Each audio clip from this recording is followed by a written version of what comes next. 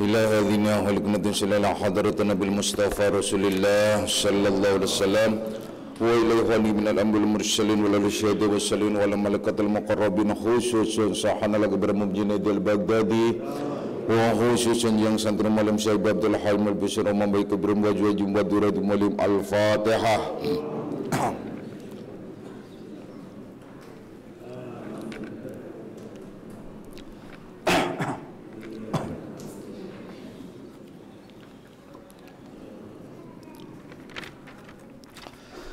Mari kita baca sekali lagi surat Al-Fatihah, doa untuk kita semua dan doa untuk saudara-saudara kita yang jauh dan khususnya saudara-saudara kita ya, yaitu pengurus ya dari pusat yang sedang melakukan perjalanan untuk menuju Sumenep ya, menuju Sumenep. Sumenep itu kalau nggak salah di Depok Timur. Sumenep, tahu Sumenep ya, daerah Sumenep, yaitu kepulauan ya, Pulau Madura sana ya. Baik yang dari Jawa Tengah, dari pusat, dari Jawa Tengah, dari Sragen pada sama-sama ke sana, yaitu untuk bersama-sama menghadiri doa peletakan batu pertama, yaitu di Munasik Sumenep yang akan segera dibangun majelis ya, yang namanya majelis itu Nur Akmaliyah gitu. Jadi disebut Nur Akmaliyah, sama aja hakikatnya Nurul Masyriq, cahaya di timur, yaitu walaupun hitam-hitam tapi tetap bercahaya. nah oleh karena itu ya kita doa khusus itu. Kemudian satu lagi juga khususnya untuk ya saudara-saudara kita yang sedang kena musibah atau almarhumah ya, semoga Allah mengampuni segala dosa-dosa mereka semuanya, amin ya rabbal alamin. Dan ada lagi yaitu salah seorang salikin yang istrinya kecelakaan ya, yaitu di daerah Sragen ya. Itu mudah-mudahan juga keluarga maupun yang kecelakaan yang tangannya patah dikit, nggak banyak-banyak gitu. Ya insyaallah mudah-mudahan Allah segera memberikan kesembuhan bagi mereka semua, amin ya rabbal alamin. Al-Fatihah.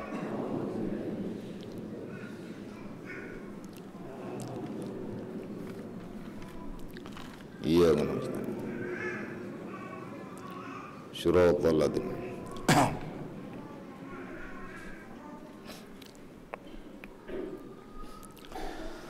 Assalamualaikum warahmatullahi wabarakatuh.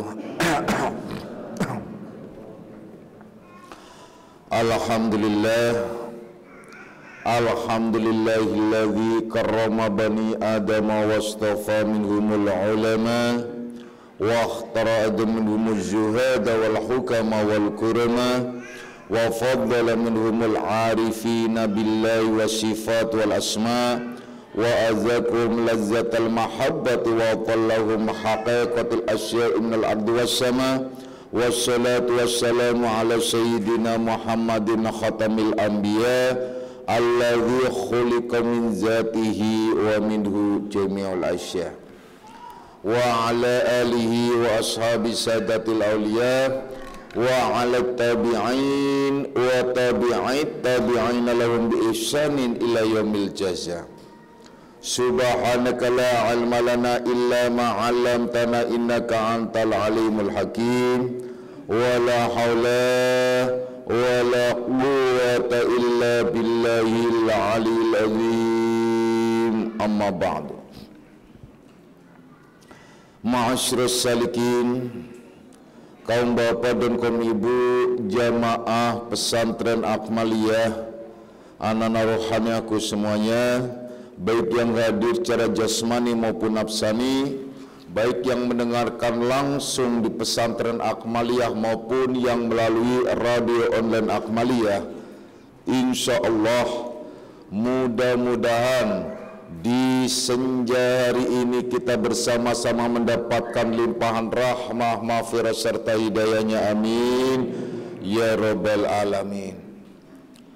Mari kita lanjutkan kajian kita di dalam membahas kitab Ihya Ulumuddin, kitab Syarus Salikin, di mana kita masih membahas tentang syarat masrut rukun untuk menuju kepada Allah Subhanahu wa taala. Sudah kami jelaskan pada kajian yang lalu bahwasanya menuju kepada Allah, sebagaimana pula banyak orang-orang yang menuju ke Baitullah.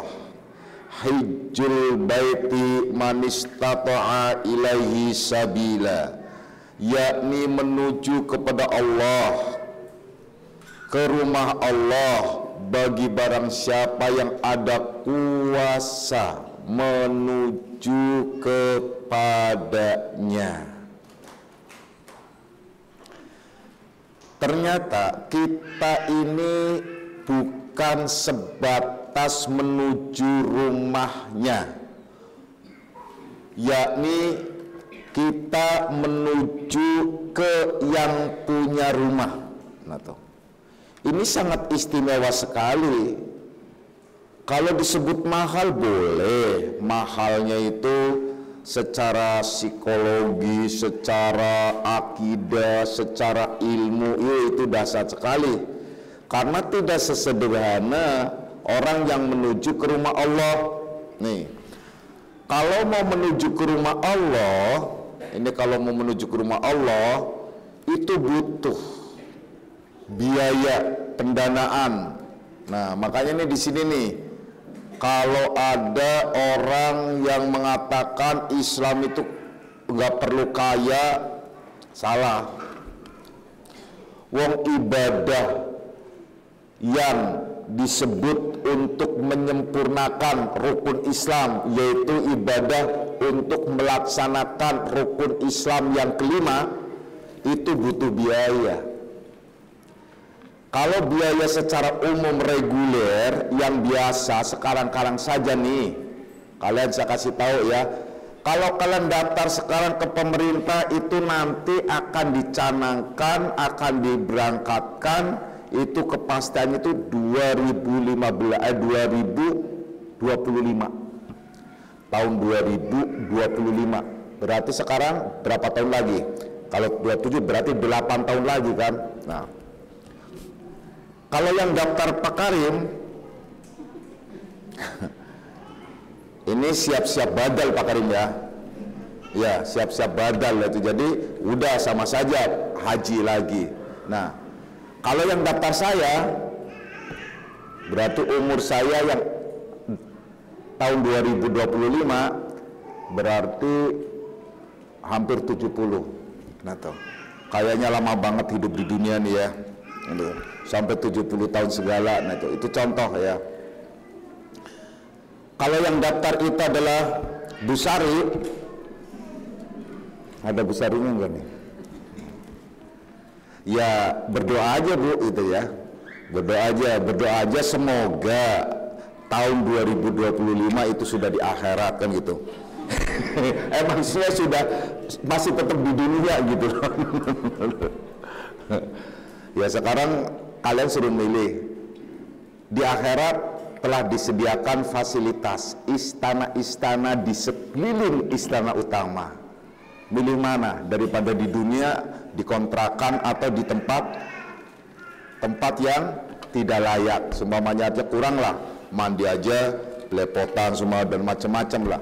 Kalian milih sana. Andai saja kalian tahu tempat kalian nanti di sana sebagai anak-anak ruhania saya yakin kalian antri, Pak, tolong saya duluan. Nah, itulah. Bukan didoakan, Pak, tolong doakan dong saya mudah-mudahan panjang umur sehat. Itu tandanya dia itu adalah memang nggak tahu gitu loh. Ya, itu contoh. Ya udah, terserah dia itu. Tahun 2025 tuh ya. Siapa yang mau daftar silakan. Tahun 2025 dengan asumsi ya, dengan asumsi nih. Setiap tahunnya akan ada kenaikan.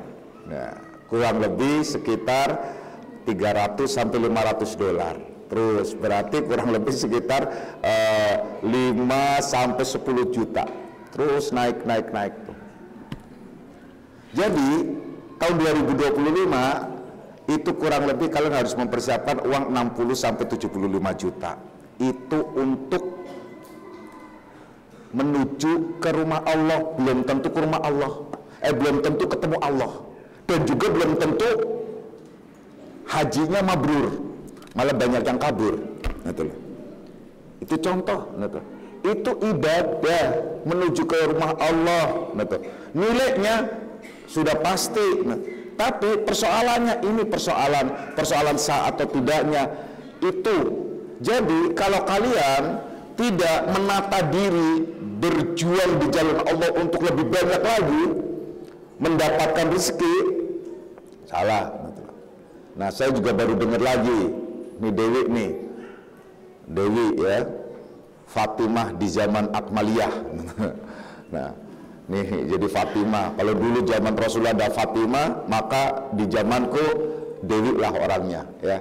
Kalau zaman Rasulullah Sallallahu Alaihi Wasallam ada Fatimah, maka di zamanku Dewi lah orangnya. Nah, sekarang dia berbicara pada saya, ayo kita rencana umroh, dan sudah banyak yang daftar, mulai dari daerah Seragam segala macam. Bukan umroh, haji, gitu.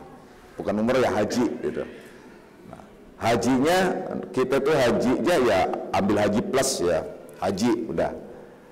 Ternyata harus mendaftar, dan mungkin juga saya terakhir kali saya ke Mekah, gitu. Tapi tetap tahun 2025 ini sudah rapat dengan travel yang khusus, juga dengan kaitan dengan pemerintah udah dirapatkan. Nah, kemarin itu ya harus kurang lebih kalau dihitung akhirnya untuk satu orang itu 170 juta. Bapak nih kagak-kagak aja nih tuh. Mau ibadah kok ngitung-ngitung gitu loh. 170 juta, iya kalau ada sih nggak apa-apa Pak, iya kalau nggak ada ya sudah. Nah inilah makanya 170 juta, ini 170 juta ya. Itu pun tetap berangkatnya nanti 2025 gitu loh.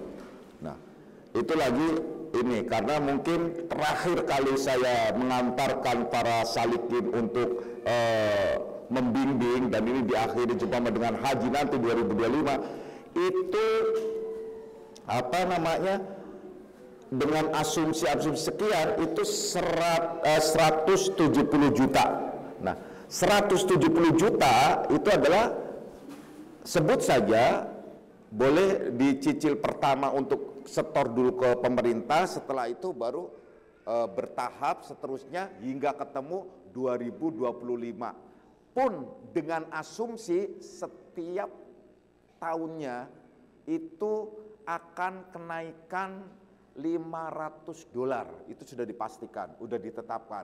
Dengan kata lain, kurang lebih akhirnya asumsi itu kurang lebih satu orang itu bisa mencapai 250 jutaan. Nah, itu baru menuju rumah Allah loh. Bapak sengaja ini menceritakan ini, kenapa? Kita akan menuju ke Allah, bukan yang punya rumah. Bukan rumahnya, tapi adalah yang punya rumah. Itu berarti 250 jutaan. 250 jutaan, ini uang semua Pak? Enggak, separuhnya itu daun ya. Iya daun yang ada gambarnya. Itu 250. Dah. Satu orang, dua orang berarti berapa? 500 juta. 3 orang, saya berangkat harus bertiga dong. Berarti 750 juta. Nah, kalau berempat 1 miliar. Kan? Udah jelas kan itu?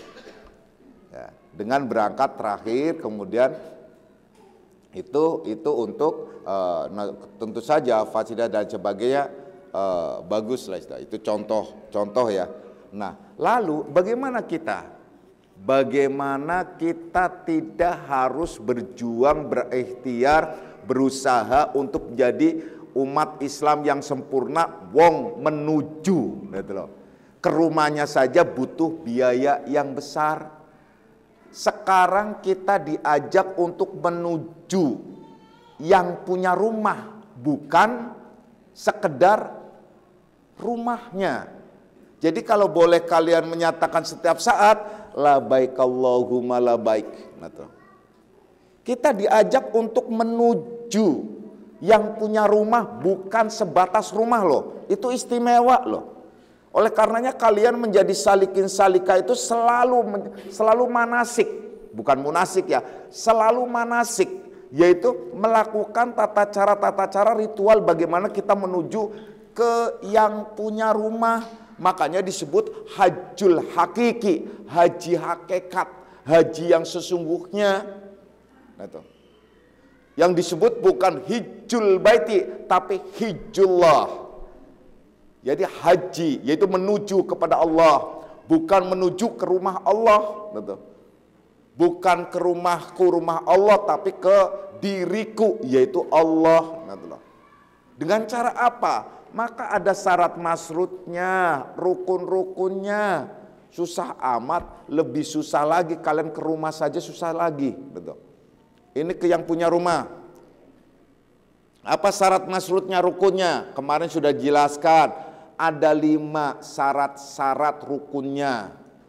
Rukun yang pertama takwa, bekal. Disebut bekal. Bekal yang paling baik itu takwa, sudah dijelaskan pada pengajian yang lalu ya. Yang kedua itu ialah senjata. Nah, ini yang akan dijelaskan. Yang ketiga itu kendaraan. Nah, itu butuh kendaraan ya. Yang keempat itu mursyid, guru atau pembimbing. Yang kelima itu ikhwan, saudara, ikhwanul mukminin, saudara yang beriman, yang seiman, yang sejalan menuju kepadanya. Nih. Dah. Jadi 5 ini nggak bisa tidak.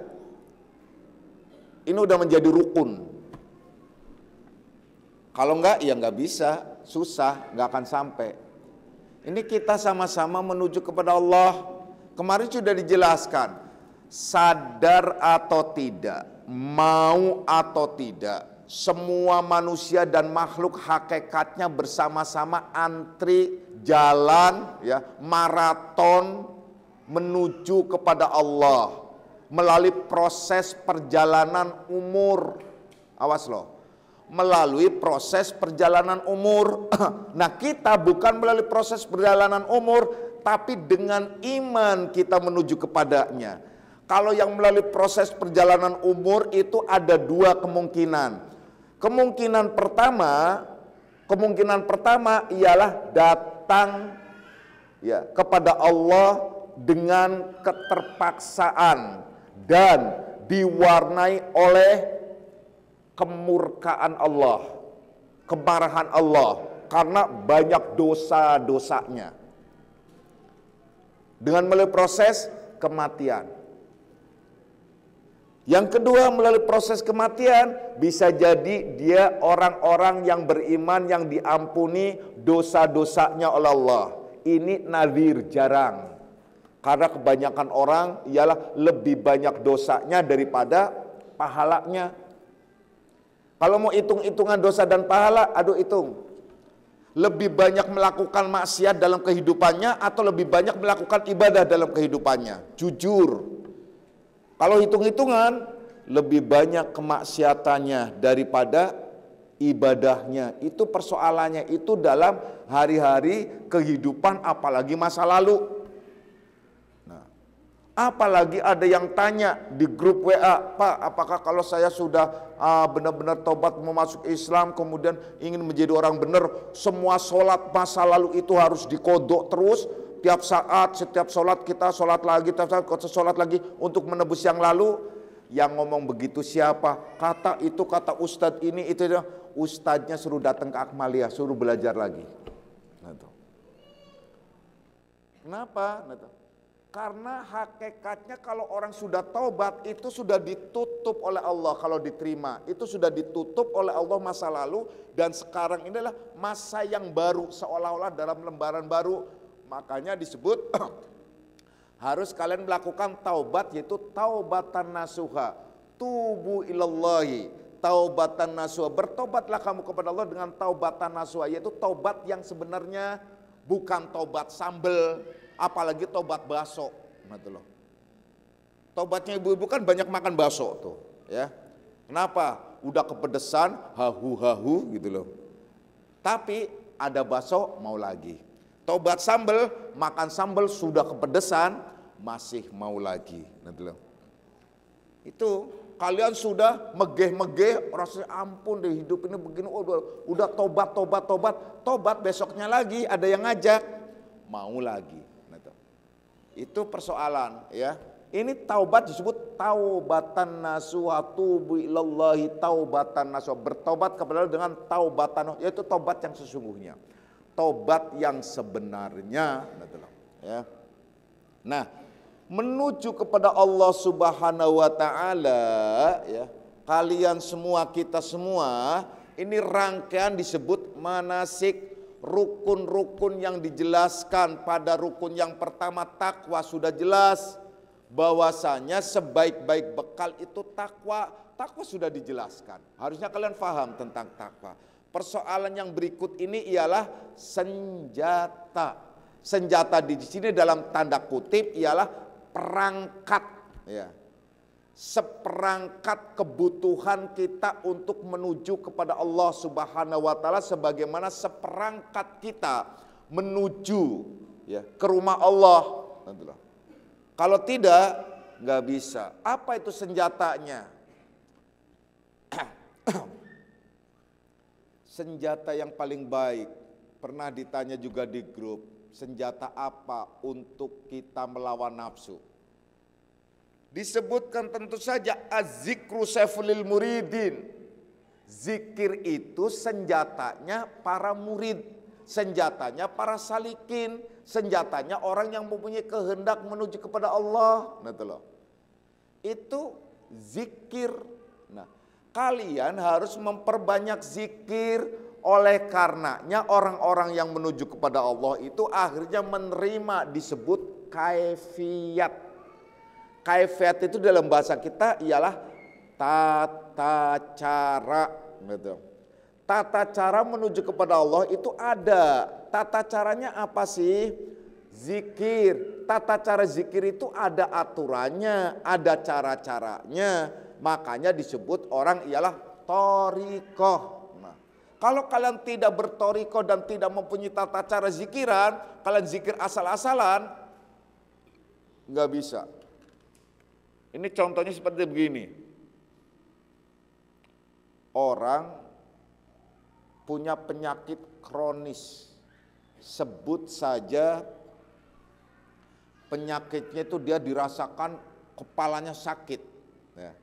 Sama sih sakit kepala, tapi beda dengan sakit kepala puyeng. Puyengnya orang nggak punya duit. Gitu.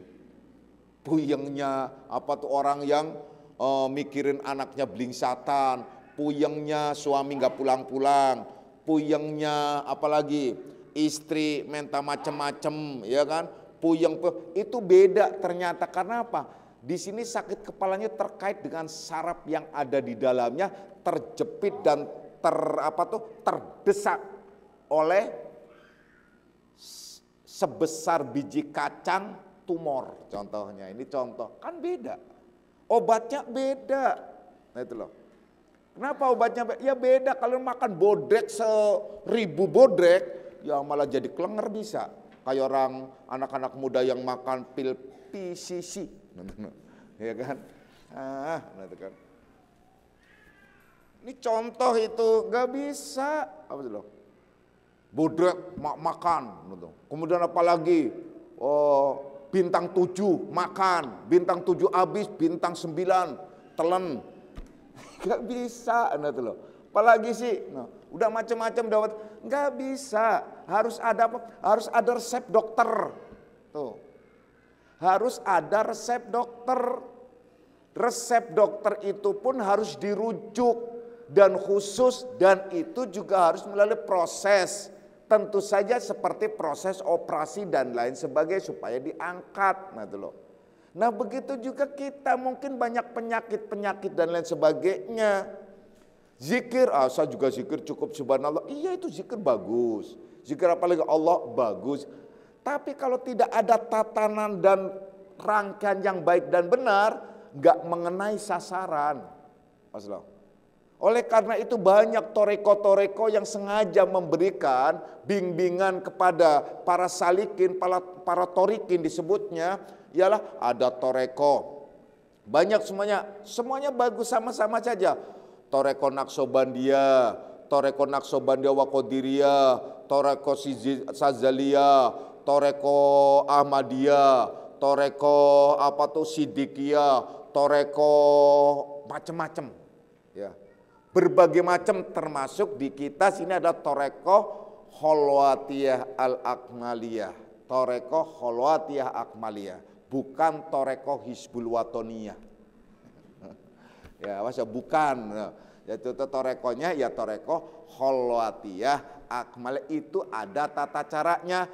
Toreko itu juga punya tingkatan, ada toreko-toreko seperti pertama adalah toreko itu perjalanan. Kemudian setelah toreko ada suluk, setelah suluk ada yang disebut kholwat.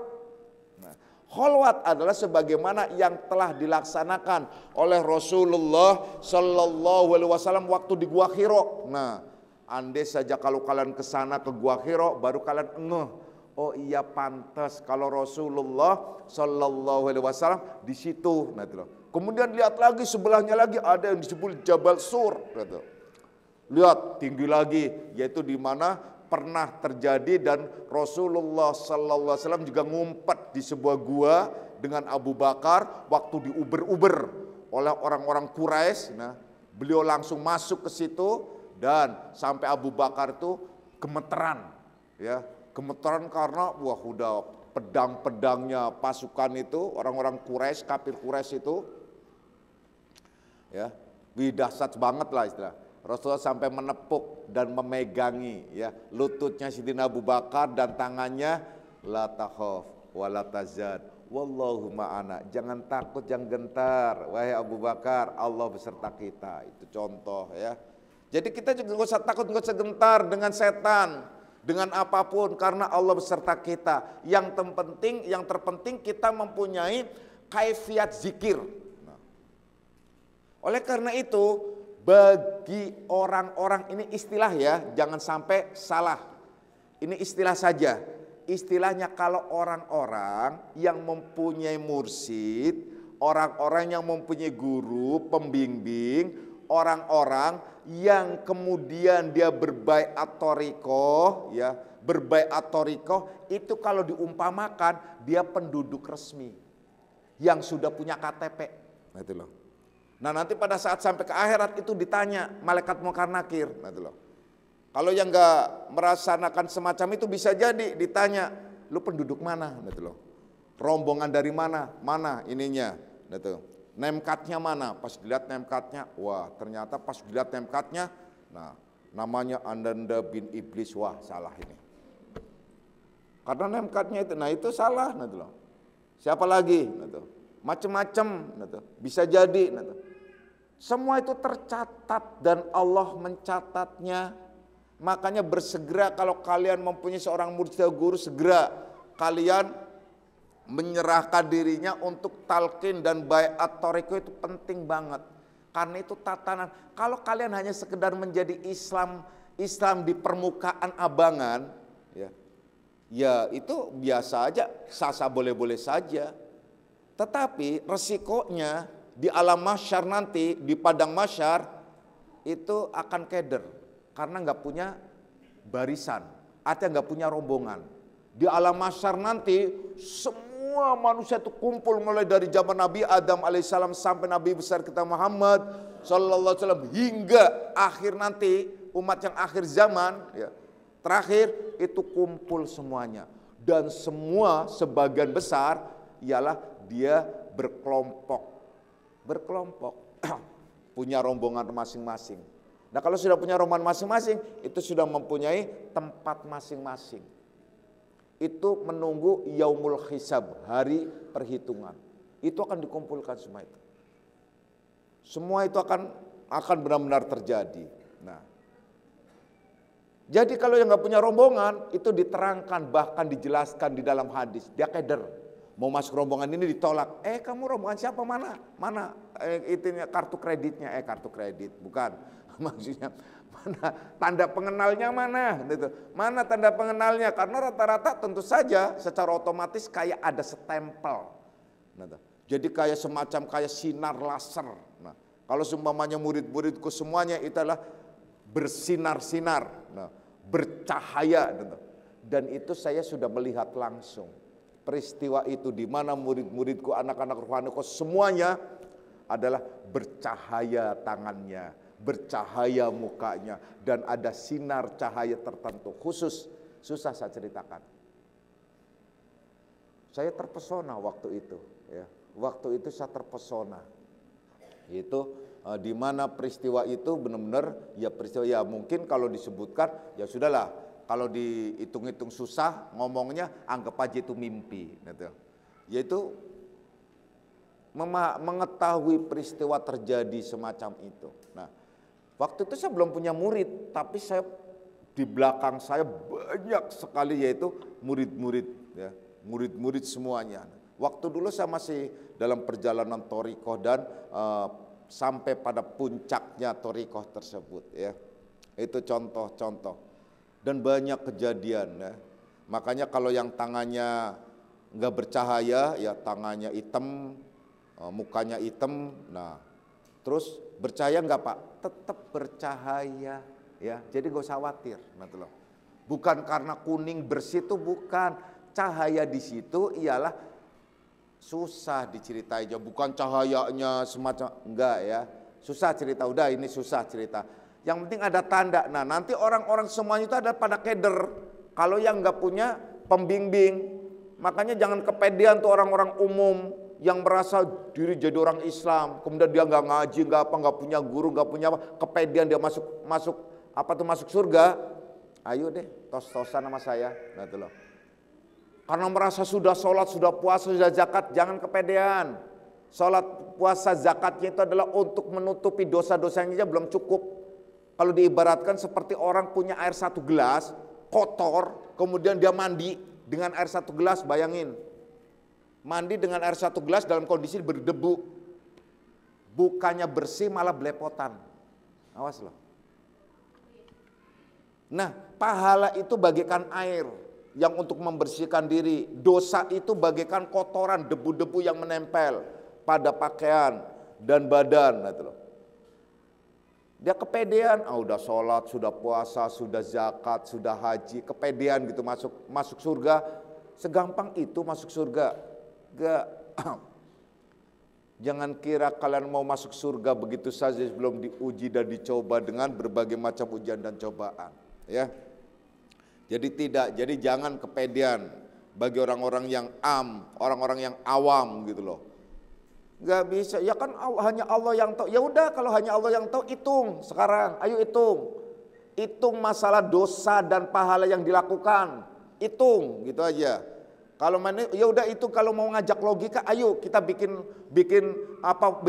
hitungan secara logik. Jujur tapi dalam hatimu. Sekarang di dalam hati jiwa saja kalian sering gak melakukan kemaksiatan-kemaksiatan. Dalam sehari itu nafasmu itu digunakan untuk apa saja.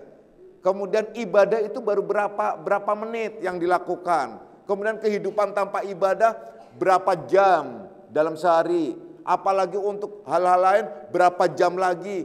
Banyak sekali kalau dihitung, kalau sholat saja itu 5 menit, ya.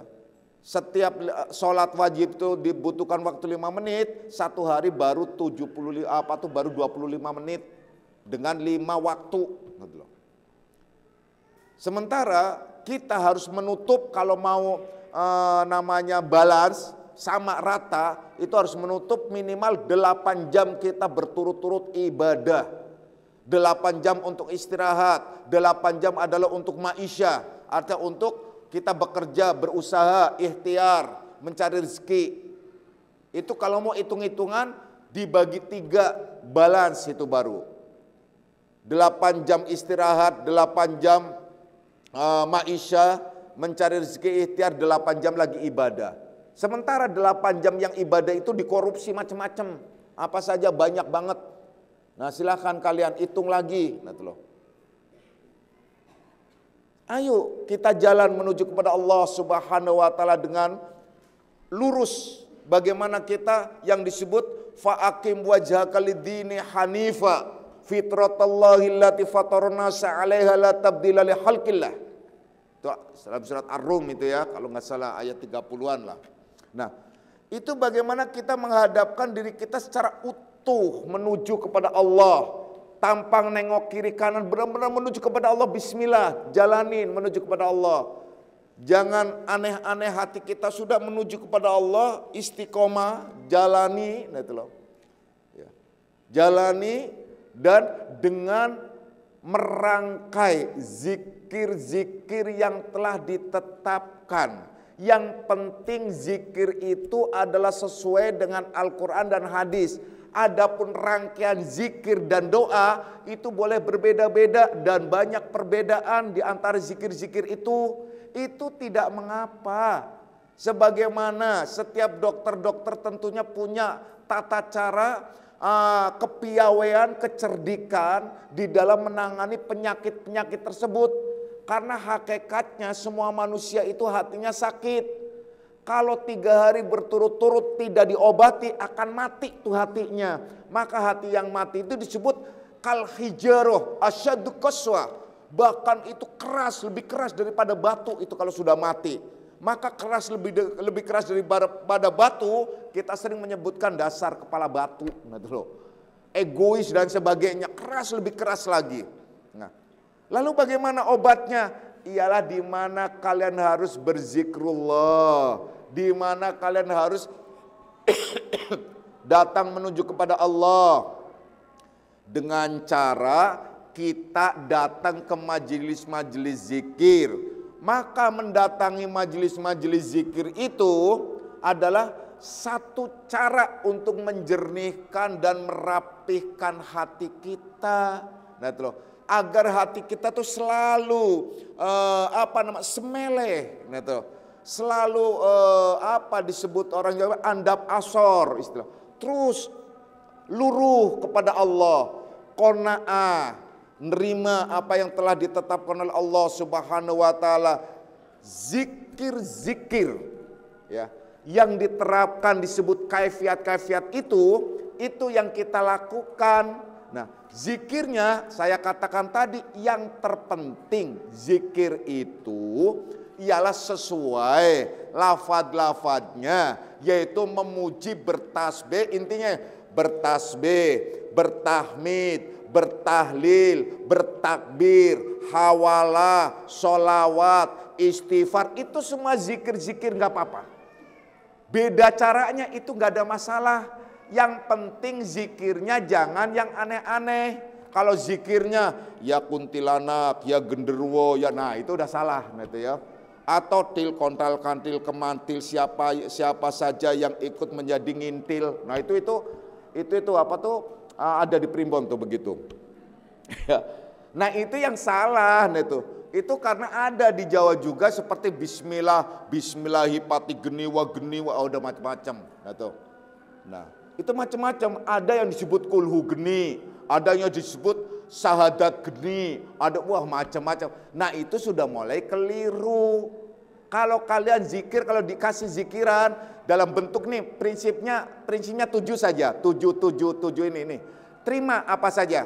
Pertama tasbih, bertasbih, sebutan tasbih, hamdalah, tahmid disebutnya, tahlil yaitu la ilaha illallah, takbir yaitu Allahu Akbar, hawalah seperti la haula wala quwata illa billahil aliyil azim.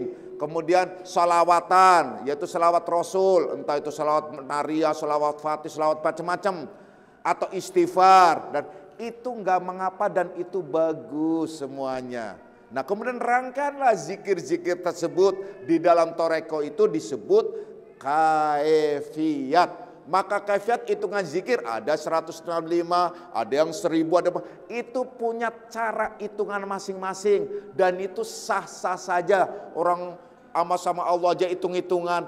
Ini persoalannya bukan hitung-hitungan tetapi target.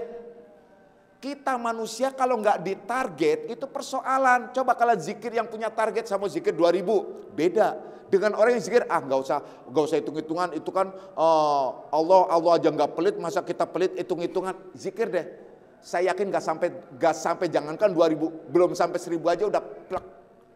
Karena nggak ada target, gitu loh. Dibikin target, makanya ada hitung-hitungan. Semuanya ada nggak? Kalau secara letterlek memang tidak ada dari Rasul, tetapi secara isyarat ada. Seperti sahabat yang mengumpulkan zikir itu dengan melalui batu-batu dan lain sebagainya. Dan Siti Aisyah juga, itu Rasulullah diam, itu sebagai tandanya setuju. Dan banyak lagi hitung-hitungan lain sebagai contoh. Dalam hadis yang jelas, Rasulullah Sallallahu Alaihi Wasallam dalam setiap harinya selalu beristighfar 70, sampai dalam hadis lain, hadis Muslim juga menyatakan 100 kali. Itu kan berarti hitungan. Kenapa Rasulullah hanya cukup 70? Kenapa hanya cukup 100? Istighfar loh. Astagfirullahaladzim, astagfirullahaladzim. Itu beliau minimalnya 70 sampai 100 setiap harinya. Padahal beliau orang yang maksum. Itu kan contoh hitungan. Dan Allah memberikan hitungan-hitungan lain. Intinya ialah hitungan itu memberikan target, yaitu target istiqomah. Kalau 1000 istiqomah, berarti waktunya, contohnya kalau kalian zikir la ilaha illallah itu 1000 dirangkaikan, itu kurang lebih sekitar 1 jam. Sedang 2000 kurang lebih seperti 1 jam setengah. Kenapa jadi 1 jam setengah? Karena biasanya kalau zikir ke 2000-nya itu sudah mulai ngebut itu. Wah, udah mulai speednya udah tinggi. Nah itu kalau udah ke 1000 udah cepet. Nah itu makanya lebih cepat lagi bisa jadi dan seterusnya. Itu hitungan maksudnya untuk juga sekaligus menata waktu kita agar kita bisa siap-siap. Jadi kalau seseorang menuju kepada Allah dan ingin menundukkan setan yang ada di dalam diri, untuk menundukkan nafsu yang ada dalam diri tanpa ada bimbingan zikir, mustahil bisa. Karena az-zikru saifulil murid. Zikir itu adalah senjata bagi seorang murid. Gak bisa. Jadi harus berzikrullah. Jangankan kita, Allah sendiri menjelaskan bahwa sabbahalillahi ma fis samawati wal ardh. Semua yang ada di langit dan di bumi itu bertasbih kepada Allah. Jangan kalah kalian. Jadi cacing pun bertasbih. Ulat pun bertasbih, daun-daun pun bertasbih, semuanya bertasbih kepada Allah. Kalian yang manusia yang fi ahsani taqwim dijadikan oleh Allah, kemudian kalian juga dikasih akal, dikasih pikir dan dikasih kesadaran, tidak bertasbih. Na'udzubillahi min dzalik. Kata tasbih ialah mewakili dari kata zikrullah, zikir kepada Allah Subhanahu wa taala. Ayo kita bertasbih kepada Allah, ayo kita berzikrullah kepada Allah, ayo kita ingat kepada Allah, ayo kita sadar. Dan kesadaran kita bahwa Allah selalu ada beserta kita, Allah selalu mengawasi kondisi kita, dan seterusnya dan seterusnya. Insya Allah kita semua golongan orang-orang yang selalu diberikan limpahan maghfirah dari Allah Subhanahu wa taala. Dan insya Allah kita golongan orang-orang yang dijemput dengan rahmat Allah Subhanahu wa taala. Amin. Ya Rabbal Alamin. Insya Allah kita akan lanjutkan pada kajian yang akan datang. A'udzubillahi minasyaitonir rajim. Bismillahirrahmanirrahim. Raditu billahi rabban lamidin wa bi Muhammadin nabiyya. Raditu billahi rabban lamidin wa bi Muhammadin nabiyya. Raditu billahi rabban lamidin wa bi Muhammadin nabiyya. Asyhadu an la ilaha illallah wa asyhadu anna Muhammadar Rasulullah. Hadanallahu ajma'in wal afu minkum. Wassalamualaikum warahmatullahi wabarakatuh.